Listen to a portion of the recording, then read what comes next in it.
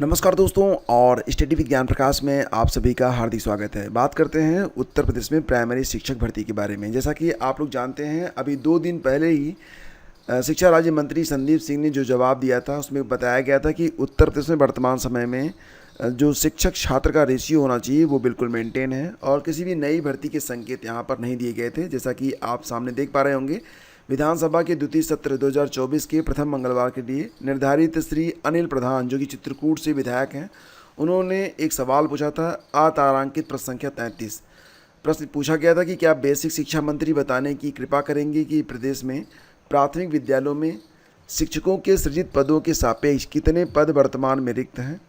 तो इसमें उत्तर यही दिया गया था कि जो स्वीकृत पद हैं उनकी संख्या 4,17,866 है, जिसके सापेक्ष 85,152 पद रिक्त हैं। लेकिन फ़िलहाल जो छात्र शिक्षक अनुपात है उसका रेशियो दिया गया था कि 22:1 है, मतलब 22 छात्रों पर 1 शिक्षक हैं। तो ये मानक के अनुसार पूर्ण है।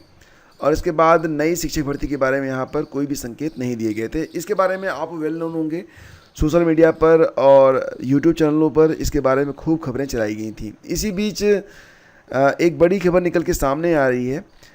आप यहाँ पर देख सकते हैं कि एक्स यानी कि ट्विटर पर एक ट्विटर हैंडल है, रजत सिंह प्रदेश अध्यक्ष। खुशखबरी, नई प्राथमिक शिक्षक पर शिक्षा मंत्री ने दिया सहमति। तो ज़रूर देखें। इन्होंने एक वीडियो अपलोड किया हुआ है और इसमें इन्होंने ये लिखा है कि हाल ही में शिक्षा राज्य मंत्री से इन्होंने मुलाकात की है और मुलाकात करने के पश्चात शिक्षा राज्य मंत्री ने ये संकेत दिए हैं कि बहुत जल्द ही एक भर्ती मिलेगी। इसमें अभी संख्या के बारे में कोई डिसीजन नहीं लिया गया है। हाँ, ये ज़रूर कहा गया है कि 15 अगस्त के आसपास कुछ सकारात्मक चीज़ें घटित हो सकती हैं और इस पर कुछ चीज़ें सामने आ सकती हैं। फिलहाल रजत सिंह ने अपने यूट्यूब पर एक वीडियो अपलोड किया हुआ है और उसमें ये बातें बताई हैं। उन्होंने बताया है कि उनकी मुलाकात शिक्षा राज्य मंत्री से हुई है। हालांकि ये कई बार शिक्षा राज्य मंत्री से मुलाकात कर चुके हैं, लेकिन हर बार इतना जो है पॉजिटिव रिस्पांस नहीं था जितना कि इस बार रहा। और इस बार शिक्षा राज्य मंत्री ने ये भी कहा है कि ठीक है, हम एक शिक्षक भर्ती आप लोगों को देंगे, लेकिन एग्जैक्टली ये भर्ती कब आएगी और इसमें सीटों की संख्या क्या होगी इसके बारे में अभी कुछ नहीं कहा गया है। लेकिन एक शिक्षक भर्ती के बारे में यहाँ पर बात की जा रही है, यानी कि एक उम्मीद जो डीएलएड के अभ्यर्थी हैं, खैर बीएड वाले तो बाहर हो चुके हैं, जो डीएलएड के अभ्यर्थी हैं उनके लिए एक नई प्राइमरी शिक्षक भर्ती की उम्मीद यहाँ पर जग रही है। रजत सिंह ने लोगों को आश्वस्त किया है कि शिक्षा राज्य मंत्री से उनकी जो मुलाकात हुई है वो काफ़ी सकारात्मक रही है और शिक्षा राज्य मंत्री ने आश्वासन दिया है कि एक शिक्षक भर्ती आएगी। फ़िलहाल बाकी की जो डिटेल्स होगी वो हम अपने अगले वीडियो में कवर करेंगे।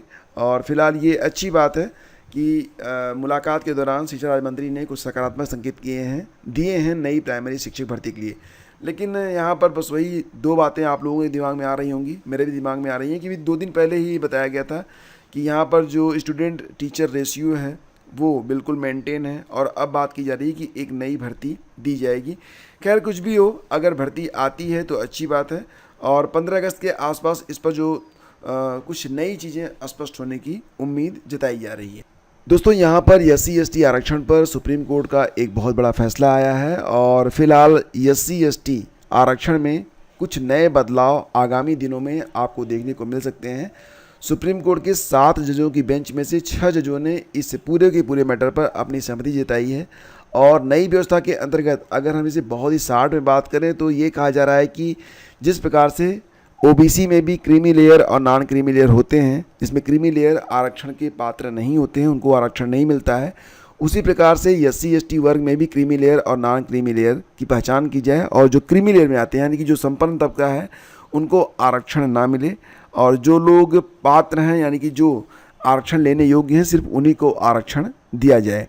तो यहाँ पर देखो, जो मुख्य बात कही जा रही है वो ये है कि ये जो अधिकार होगा वो राज्यों को होगा। राज्य खुद तय करेंगे कि जो SC/ST के अंतर्गत आने वाली जातियां हैं उनमें कौन सी जातियां बहुत ज़्यादा पिछड़ी हुई हैं, कौन सी जातियां कम पिछड़ी हुई हैं और उस प्रकार से मतलब एक नया कोटे के अंदर एक नए कोटे को बनाने की बात यहाँ पर की जा रही है। तो काफ़ी लंबा आर्टिकल है और आज के लगभग सभी अखबारों में इस पर आर्टिकल पब्लिश हुए हैं। मुझे लगता है कि इस वीडियो से पहले भी आपको इस बात की जानकारी मिल चुकी होगी, लेकिन फ़िलहाल ये जो पूरा का पूरा मैटर है ये सोचने समझने योग्य है और दूरगामी परिणाम रखता है। तो देश में जातिगत राजनीति पर व्यापक प्रभाव डालने वाले ऐतिहासिक फैसले में सुप्रीम कोर्ट ने राज्य सरकारों को अनुसूचित जाति जनजाति के लिए नौकरियों और शैक्षणिक संस्थानों में प्रवेश के लिए तय आरक्षण के अंदर भी आरक्षण लागू करने की अनुमति दे दी है। राज्य सरकारें SC/ST समूह के अंदर उन जातियों की पहचान कर उनके लिए आरक्षण की व्यवस्था कर सकेंगी जो ज़्यादा पिछड़ी हैं। इसके अलावा 4 जजों ने अपने आदेश में कहा कि इस श्रेणी में भी OBC की तरह क्रीमी लेयर को आरक्षण के लाभ से बाहर रखना चाहिए। तो जो यहाँ पर क्रीमी लेयर में आएंगे उनको आरक्षण का लाभ नहीं मिलेगा। और सुप्रीम कोर्ट की 7 सदस्यीय संविधान पीठ ने इस फैसले के जरिए अपना ही 2004 का 5 सदस्यीय पीठ का EV चिन्नैया बनाम आंध्र प्रदेश मामले में दिया गया फैसला पलट दिया है। तो 2004 का जो फैसला था उसमें 5 जज थे और अब 7 जजों की बेंच ने इस फैसले को पलट दिया है। शीर्ष कोर्ट ने राज्यों की SC/ST जैसे आरक्षित वर्ग के समूहों को उनके परस्पर पिछड़ेपन के आधार पर विभिन्न समूहों में उपवर्गीकृत करने की शक्ति को बरकरार रखा ताकि ज़्यादा वंचित समूहों को आरक्षण का लाभ दिया जा सके। मुख्य न्यायाधीश जस्टिस DY चंद्रचूड़ की अध्यक्षता वाली संविधान पीठ ने 6:1 के बहुमत से बृहस्पतिवार को फैसला सुनाया है। जस्टिस चंद्रचूड़ ने अपने और जस्टिस मनोज मिश्रा की ओर से लिखे 140 पन्नों के फैसले में कहा कि संविधान के अनुच्छेद 15 धर्म, नस्ल, जाति, लिंग, जन्म स्थान के आधार पर नागरिकों से कोई भेदभाव नहीं और 16 सार्वजनिक नौकरियों में बराबर के अवसर के तहत मिली शक्तियों का इस्तेमाल कर राज्य सामाजिक पिछड़ेपन के हालात की पहचान कर सकते हैं और उसे दूर करने के लिए आरक्षण जैसे विशेष प्रावधान का विकल्प अपना सकते हैं। ऐतिहासिक और अनुभवजन्य साक्ष्य ये दिखाते हैं कि अनुसूचित जातियां विविधता वाली श्रेणी हैं, इसलिए राज्य अनुच्छेद 15(4) और 16(4) के तहत अनुसूचित जातियों में भी उपवर्गीकरण कर सकते हैं। ठीक है, तो ये जो अधिकार है किसको मिल रहा है? राज्य को मिल रहा है। अनुच्छेद 15(4) और 16(4) के तहत जो अनुसूचित जातियां हैं उसमें भी जातियों के अंतर्गत उपवर्गीकरण किया जा सकता है। चीफ जस्टिस ने कहा कि अनुसूचित जातियां कानून के उद्देश्य के सामने एक समान नहीं हैं, तो संविधान के अनुच्छेद 15, 16 और 341 में ऐसा कोई प्रावधान नहीं है जो राज्यों को इन जातियों में उपवर्गीकरण करने से रोकता है। हालांकि चीफ जस्टिस ने यह भी कहा SC में उपवर्गीकरण से किसी खास जाति को ज़्यादा आरक्षण देने के फैसले की न्यायिक समीक्षा की जा सकती है। ये पॉइंट यहाँ पर काफ़ी महत्वपूर्ण होगा और ये SC में उपवर्गीकरण से किसी खास जाति को ज़्यादा आरक्षण देने के फैसले की न्यायिक समीक्षा की जा सकती है। 7 जजों की पीठ ने इस केस में 6 फैसले दिए हैं, जिसमें chief justice Chandrachud, justice Manoj Mishra ने एक साथ और justice BR Gavai, justice Vikram Nath, justice Pankaj Mittal, justice Satish Chandra Mishra ने 4 अलग अलग फैसले लिखे। ये सभी 5 फैसले राज्यों को उपवर्गीकरण की शक्ति देने के पक्ष में थे, जबकि जस्टिस बेला M त्रिवेदी ने असहमति का फैसला दिया है। तो OBC की तरह अनुसूचित जाति जनजाति में भी क्रीम लेयर को न मिले आरक्षण, ये बात यहाँ पर कही जा रही है और 7 जजों की पीठ ने ये फैसला दिया हुआ है। जस्टिस गवई ने कहा कि राज्य को इसके लिए नीति बनानी चाहिए, सच्ची समानता हासिल करने का यही एकमात्र तरीका है, जबकि जस्टिस विक्रम नाथ ने कहा है कि OBC पर लागू क्रीमी लेयर सिद्धांत SC पर भी लागू होना चाहिए, पर SC के मानदंड OBC पर लागू मानदंड से अलग हो सकते हैं। जस्टिस मित्तल ने कहा कि आरक्षण किसी श्रेणी में केवल पहली पीढ़ी के लिए होना चाहिए और यदि दूसरी पीढ़ी आ गई है तो उसे आरक्षण का लाभ नहीं दिया जाना चाहिए। राज्य को देखना चाहिए कि आरक्षण के बाद दूसरी पीढ़ी सामान्य श्रेणी के साथ कंधे से कंधा मिलाकर आई है या नहीं। तो क्रीमी लेयर व मैला ढोने वालों के बच्चों की तुलना सही नहीं, ज़मीनी हकीकत से इनकार नहीं किया जा सकता। SC/ST में ऐसी श्रेणियां हैं जिन्हें सदियों से उत्पीड़न का सामना करना पड़ा है और इस वर्ग के केवल कुछ लोग ही आरक्षण का लाभ उठा रहे हैं। क्रीमी लेयर की पहचान कर आरक्षण के दायरे से बाहर लाने की नीति बने। क्रीमी लेयर और मैला ढोने वाले के बच्चों की तुलना सही नहीं है, ये कहा है जस्टिस BR गवई ने। तो फिलहाल फ्रेंड्स ये सारी जानकारी है और फिलहाल आगे जो कुछ भी होगा उस पर हमारी नज़र बनी रहेगी, लेकिन ये निश्चित रूप से एक दूरगामी महत्व का फैसला है और इस पर सारा जो देश है उस पर अपनी नज़रें गड़ाए हुए हैं। आगे बढ़ते हैं और देखो बात हो रही है यहाँ पर LT ग्रेड शिक्षक भर्ती के बारे में। तो तो एल टी ग्रेड शिक्षक भर्ती के बारे में काफ़ी लंबे समय से डिमांड की जा रही है। कई बार ये पता चला कि अध्याचन आया, फिर अध्याचन वापस गया, क्योंकि जो इसमें शैक्षिक अर्हता वाला मामला था उसमें संशोधन करना था। कुछ पद ऐसे होते हैं जो कि समान होते हुए भी असमान माने गए थे। तो मतलब यहाँ पर जो था ना कि संशोधन कर दिया जाए, पहले तो योग्यता निर्धारित हो जाए, उसके बाद ही विज्ञापन जारी हो जाए। तो यहाँ पर जो योग्यता का निर्धारण है उस पर अभ्यर्थी जो है लगातार प्रयास कर रहे हैं कि बहुत जल्द योग्यता का जो निर्धारण है वो कर दिया जाए और विज्ञापन जारी हो जाए। तो आपको पता ही है कि प्रतियोगियों ने कहा कि एलटी ग्रेड शिक्षक भर्ती 2018 की तृतीय अवशेष सूची भी जारी की है। आश्वासन भी मिला है शिक्षा निदेशक का अजय कुमार द्विवेदी ने। उन्होंने कहा कि बहुत जल्द ही समकक्ष अर्हता का विवाद का समाधान कर लिया जाएगा और ये अंतिम चरण में है।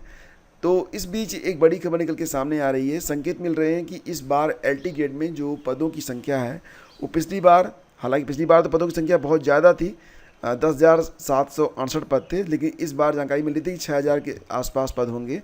लेकिन फिलहाल जानकारी मिल रही है कि जो पद रिक्त हुए हैं उनको ऐड करने के बाद इस बार एलटी ग्रेड में भी जो पदों की संख्या है वो पुनः लगभग 9 से 10,000 के बीच में रहेगी।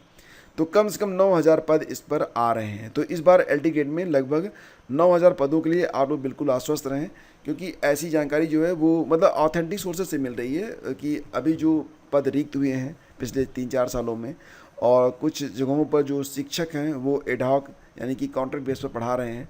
तो ऑल ओवर देखा जाए तो लगभग ये जो संख्या है जो अध्याचन मिला है 6,000 का, उसमें 3,000 के आसपास, 3 से 4,000 के आसपास पद बढ़ सकते हैं। मतलब ये जो भर्ती होगी वो 9,000 या 9,000 प्लस पदों पर आएगी। ये जानकारी अभी फ़िलहाल मिल रही है। और एसएससी एमटीएस में अगर आप आवेदन करना चाहते हैं तो आपको बताना चाहिए कि 1,257 पद बढ़ा दिए गए हैं। तो पदों की संख्या बढ़ा दी गई है और अब अभ्यर्थी जो हैं वो अभी भी आवेदन कर सकते हैं। एक दिन जो है जो आवेदन तिथि थी उसको एक दिन के लिए बढ़ा दिया गया है। मतलब अब 3 अगस्त तक ऑनलाइन आवेदन किया जा सकता है। तो अगर आपने अभी तक आवेदन नहीं किया है तो कर सकते हैं। यहाँ पर दोस्तों जैसे कि एसएससी ने एमटीएस और हवलदार के जो विज्ञापन जारी किया है, तो इसमें जो एलिजिबिलिटी होती है वो हाई स्कूल पास होती है। विज्ञापन के समय जो रिक्त पद थे वो 4,887 थे। अब ये जो पद हैं वो बढ़कर हो चुके हैं 6,144। तो पद बढ़ने के साथ आवेदनों की संख्या भी बढ़ी है, इसलिए आवेदन के लिए 3 दिन का और मौका दिया जा रहा है। 3 अगस्त की रात 11 बजे तक आप आवेदन कर सकते हैं। तो इसमें जो पद होते हैं उसको आप देख लीजिएगा। जो एलिजिबिलिटी होती है उसमें रहती है 18 से 27 साल और हाई स्कूल पास। हवलदार के भी इसमें अच्छे खासे पद हैं, 3,449 पद हवलदार के लिए भी हैं। और पहले पेपर लीक अब पास कराने का लालच। तो जितने भी लोग बीपीएससी टीआरई 3 में शामिल हुए हैं उनके पास, उनमें से कुछ अभ्यर्थियों के पास ऐसे कॉल्स आ रही हैं कि आपका नंबर बढ़ाया जा सकता है, आपका नाम मेरिट में लाया जा सकता है। तो पुलिस को भी इसकी जानकारी मिली है और फिलहाल यहाँ पर अखबारों में भी ये जानकारी पब्लिश हुई है कि अगर इस प्रकार का की कोई कॉल आपको आए तो वो बिल्कुल फ्रॉड है।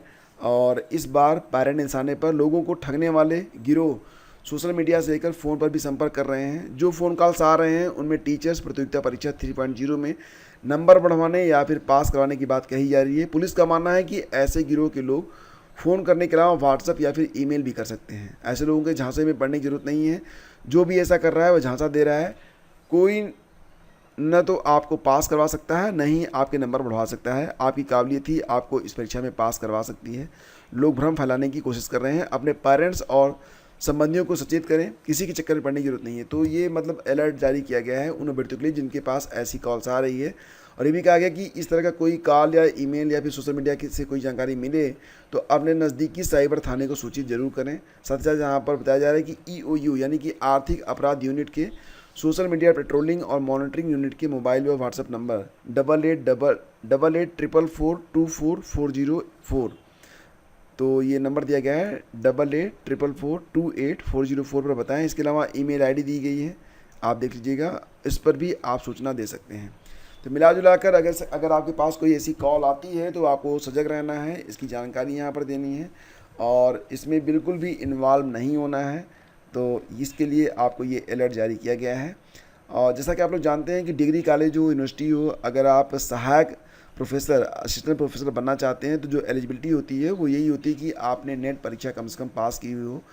तो नेट परीक्षा के समकक्ष ही अगर राज्य चाहें तो अपनी एक परीक्षा करवा सकते हैं। जैसे कि बिहार में BET, बिहार एलिजिबिलिटी टेस्ट का आयोजन होने जा रहा है। इसके बारे में यहाँ पर बात की जा रही है कि बीईटी यानी कि बिहार पात्रता परीक्षा, बिहार एलिजिबिलिटी टेस्ट नाम से एक परीक्षा करवाई जाएगी और ये परीक्षा जल्द से जल्द करवाई जाएगी।